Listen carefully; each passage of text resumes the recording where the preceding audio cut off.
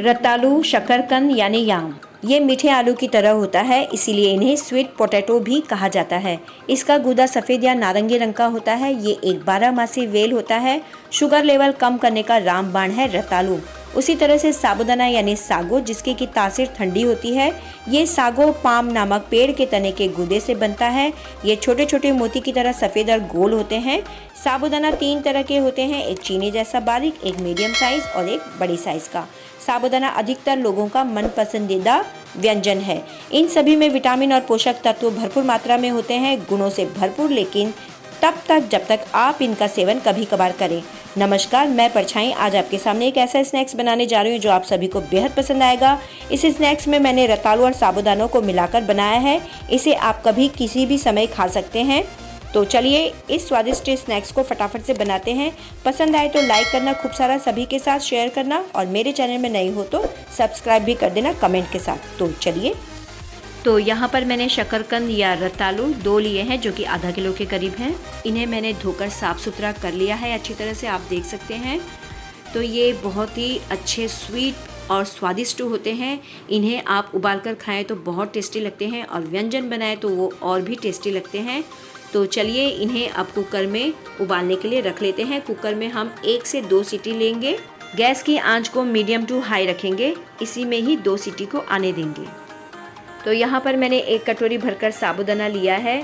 आज इसी का ही व्यंजन बनाएंगे रतालू में मिलाकर, जो कि बहुत ही स्वादिष्ट रहता है और आप सभी को बेहद पसंद आएगा। तो ये देखिए कितने अच्छे दाने लग रहे हैं मोती के जैसे। अब इन्हें हम भिगाएंगे नहीं, केवल इसका जो ऊपरी जो गंदगी रहेगी उसको हटाना है। तो मैंने यहाँ पर एक बर्तन में इसे डाल लिया है, छन्नी में। तो इसे केवल नल के नीचे रखना है और जो ऊपर की गंदगी होगी वो निकल जाएगी। केवल इसे इसी तरह से साफ़ करना है। आप चाहे तो गीले कपड़े से भी इसे पोंछकर यूज़ कर सकते हैं। तो बस इतना ही करना है। अब इसे फटाफट से एक कॉटन के कपड़े में पूरे पानी को झाड़ते हुए कॉटन के कपड़े में अच्छी तरह से फैला लेंगे और इसे पोंछ लेंगे। तो साबूदाना को देखिए मैंने कॉटन के कपड़े में रख लिया है। अब इसे फैला लेंगे, हाथों के द्वारा अच्छी तरह से फैला लेंगे और इसे कपड़े से पोंछते हुए सुखा लेंगे। ये केवल 5 मिनट का काम है, बस इतना ही करना है। और उसके बाद फिर हम गैस में कढ़ाई चढ़ाएंगे और इसे अच्छी तरह से भून लेंगे करीब 10 से 12 मिनट तक। तो चलिए साबूदाना अच्छी तरह से सूख गया है, देखिए आप। तो ये ज़रा भी नहीं दब रहा है, यानी ये पूरी तरह से गीला नहीं किया था, ना ही इसे भिगोया था। तो चलिए गैस पर मैंने कढ़ाई चढ़ा लिया और कढ़ाई में साबूदाना को डालते हुए इसे लो आंच में सेक लेंगे। इनका कलर हल्का सा चेंज होगा तब तक हम इन्हें सेक लेंगे। और एक दाने को हम तोड़ कर देखेंगे, ये अच्छी तरह से अगर चूर चूर हो रहा होगा तो समझ जाइए कि बस हमें इसे इतना ही भूनना है। तो देखिए मैंने लो आंच रखी है और इसी में ही साबूदाने को अच्छी तरह से चम्मच से हिलाते हिलाते ही भून लेंगे। शुरुआत में ये थोड़ा सा कढ़ाई में थोड़ा सा हल्का हल्का लगेगा, लेकिन बाद में ये सूख जाएगा। इसका थोड़ा जो पानी रहेगा इसमें वो सूख जाएगा। तो चलिए इसी बीच में कुकर में भी सीटी आ गई है। कुकर के ठंडे होने तक ये भी हमारा काम हो जाएगा। तो फटाफट से इसे भी निपटा लेते हैं।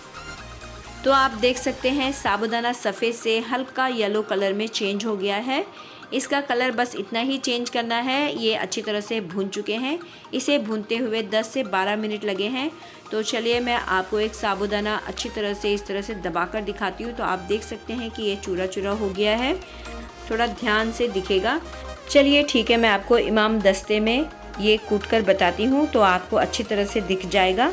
तो ये देखिए ये अच्छी तरह से चूर हो रहा है, यानी अच्छी तरह से भून चुका है। बस इतना ही हमें करना है। अब इसे एक प्लेट में निकाल लेंगे और ठंडा होने का इंतज़ार करेंगे। साबूदाना को मैंने ठंडा करने के लिए प्लेट में डाल लिया था। तो ये अच्छी तरह से ठंडे हो चुके हैं। अब इसे मिक्सी जार में डालकर इसे महीन सा पाउडर बना लेंगे। तो ये देखिए एक महीन सा पाउडर इसका बना चुकी हूँ मैं। तो ये आप देख सकते हैं। तो चलिए इसे एक बर्तन में निकाल लेते हैं और आगे बढ़ते हैं। अब मैंने यहाँ पर एक छोटी कटोरी भरकर मूंगफली ली है। इसे मैंने भून लिया है और छिलकों को निकाल लिया है अच्छी तरह से। थोड़े बहुत छिलके अगर रह गए तो कोई प्रॉब्लम नहीं है। अब इन्हें भी मिक्सी जार में डालते हुए दरदरा सा पीस लेंगे। तो यहाँ पर मैंने मूंगफली का एक दरदरा सा पाउडर तैयार कर लिया है। स्नैक्स को बनाने के लिए यहाँ पर मैंने 1 टेबलस्पून आमचूर पाउडर लिया है और 6-7 कलियाँ लहसुन की, 4 से 5 हरी मिर्च और आधा इंच टुकड़ा अदरक का लिया है। उसे कूट कर इस तरह से मैंने 1 चम्मच भर के ले लिया है। थोड़ा सा कटा हुआ हरा धनिया, थोड़ा सा कटा हुआ कड़ी पत्ता मैंने ले लिया है। और ये रतालू जो मैंने उबाले थे उसके मैंने छिलके निकाल के इस तरह से मैशर से मैश कर रही हूँ। इसे इसी तरह से मैश करके लेना है। तो चलिए फटाफट से इसे कर लेते हैं। तो ये देखिए रतालू अच्छी तरह से मैश हो चुके हैं। अब इसमें जो सामग्रियाँ चाहिए वो एक एक करते हुए हम इसमें डाल लेंगे। तो चलिए अब मैश किए हुए रतालू में जो हमने साबूदाने का पाउडर बना के रखा है उसे डाल देंगे और मूंगफली का जो दरदरा पाउडर बना कर रखा है उसे भी इसमें डाल लेंगे। अब इसमें एक एक करते हुए सभी चीज़ों को डालते रहेंगे और उसके बाद मिलाएंगे। तो ये कटा हुआ कड़ी पत्ता है जो महीन कटा हुआ है, तो उसे मैंने डाल लिया है। अब इसमें जो कूटा हुआ लहसुन अदरक का और हरी मिर्ची का पेस्ट है इसे भी इसमें डाल लेंगे और अच्छी तरह से मिला लेंगे। अब इसमें बारी आती है अमचूर पाउडर की। तो इसमें जो ये खटाई का जो स्वाद देगा ये बहुत ही अच्छा लगता है सभी को, और स्नैक्स में तो बहुत अच्छा लगता है। अब ये है कटा हुआ हरा धनिया जो कि मैंने पहले से काट के रखा हुआ है, तो इसे भी आप पूरा का पूरा डालिए। भले ही थोड़ा थोड़ा पहले डाल के रखिए, बाद में इसे पूरा मिला लीजिए। बहुत अच्छा स्वाद आता है हरा धनिया का और खुशबू भी अच्छी आती है। अब नमक डाला है इसमें मैंने 1 छोटी चम्मच और थोड़ा सा और अपने स्वाद अनुसार आप डाल सकते हैं। और 1/4 चम्मच मैंने हल्दी पाउडर यूज़ किया है। अब 1/4 चम्मच के करीब यहाँ पर मैं तीखी लाल मिर्च पाउडर भी डाल रही हूँ।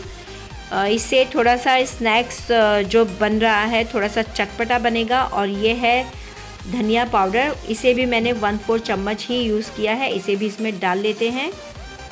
अब इसमें बारी आती है गरम मसाले की। तो ये है गरम मसाला, इसे मैंने आधी चम्मच के करीब लिया है, आप इसे कम भी ले सकते हैं। तो चलिए अब इन सभी को मिलाने से पहले इसमें जो जीरा है उसे हम डालेंगे थोड़ा सा, और थोड़ा सा हींग भी डालेंगे। तो हींग यहाँ पर मैंने 1 से 2 पिंच के करीब लिया है, तो आप देख सकते हैं। तो इसे डालने के बाद अब हम इन सभी चीज़ों को एक साथ अच्छी तरह से मिला लेंगे। अब इन सभी चीज़ों को बहुत अच्छी तरह से हाथों से मलते हुए मिला लेंगे, जिससे कि सभी चीज़ों का फ्लेवर एक साथ मिल जाए और जब हम स्नैक्स बनाएं और किसी को परोसे तो सभी चीज़ों का जो स्वाद है वो उभर कर आए। तो चलिए फटाफट से इन्हें अच्छी तरह से मिला लेते हैं हाथों से। इसमें बिल्कुल भी पानी यूज़ करने की ज़रूरत नहीं पड़ेगी, क्योंकि ये सारी चीज़ें देखिए इस तरह से आराम से मिल जाएंगी। रतालू है इसमें, जो शकरकंदी हमने डाली है वो अपने आप अपना पानी छोड़ेगा, मसाले अपना पानी छोड़ेंगे, तो इससे ये अच्छी तरह से बंध जाएगा। तो आप देख सकते हैं ये अच्छी तरह से बंध चुका है। इसे 5 से 10 मिनट आप रेस्ट देना चाहते हैं तो दे सकते हैं, वरना आप तुरंत इसके पेड़े बनाकर तैयार कर सकते हैं।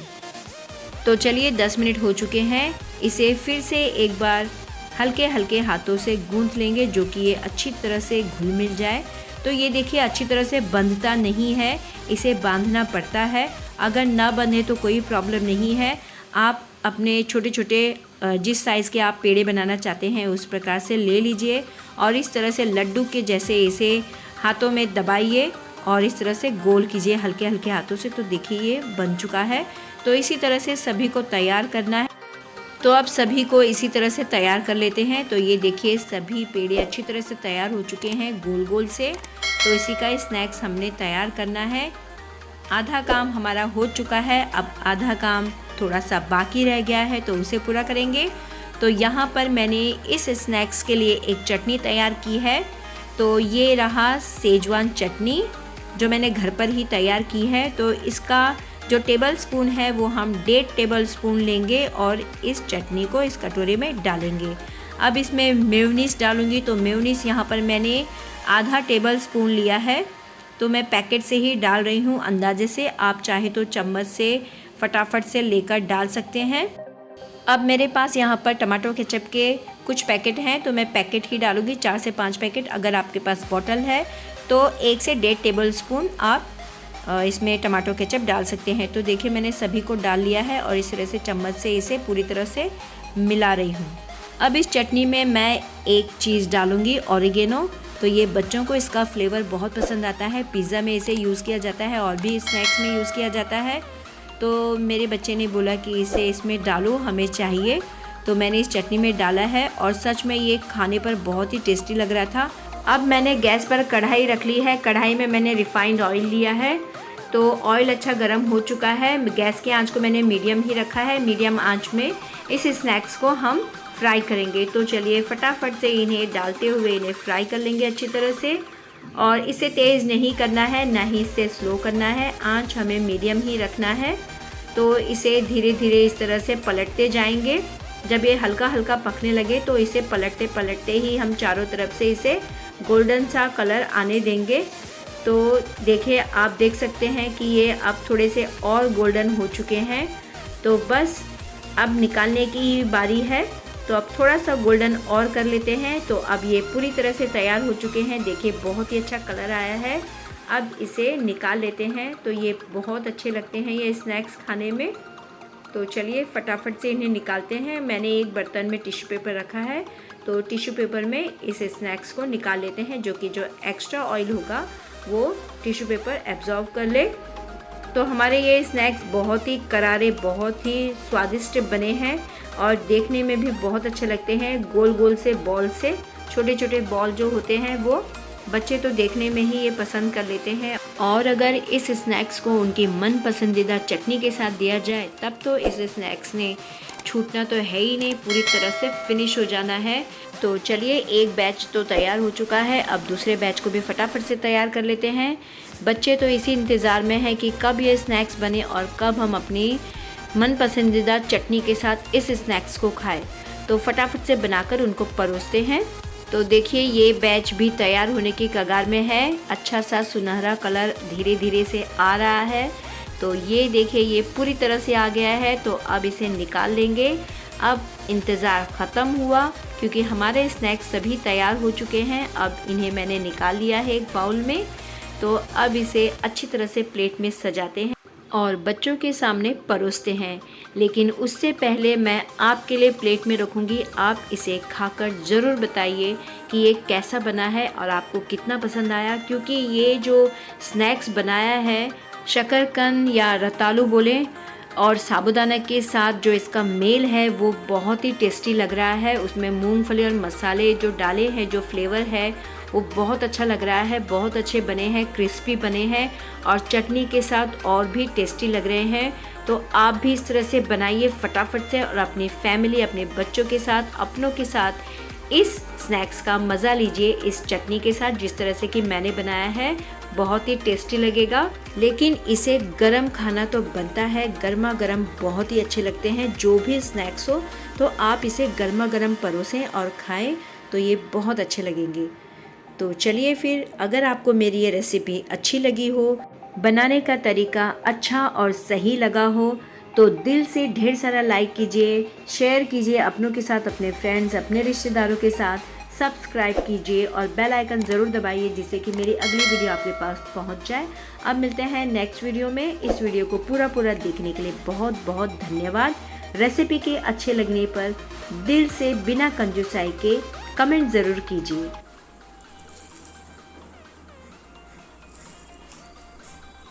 तो देखिए आप इस तरह से भी खा सकते हैं टूथपिक से, या आप तोड़कर भी खा सकते हैं। जिस तरह से भी खाएं बहुत ही अच्छा और टेस्टी लगता है।